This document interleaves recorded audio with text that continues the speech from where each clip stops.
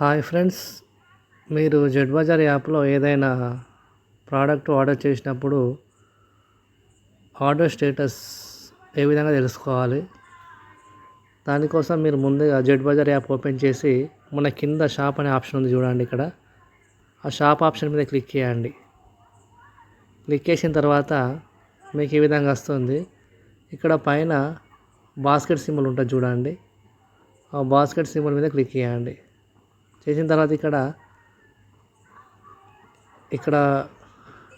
దీనిపైన క్లిక్ చేయండి. చేసిన వెంటనే మీకు ఇక్కడ ఆర్డర్ స్టేటస్ మీద క్లిక్ చేయండి.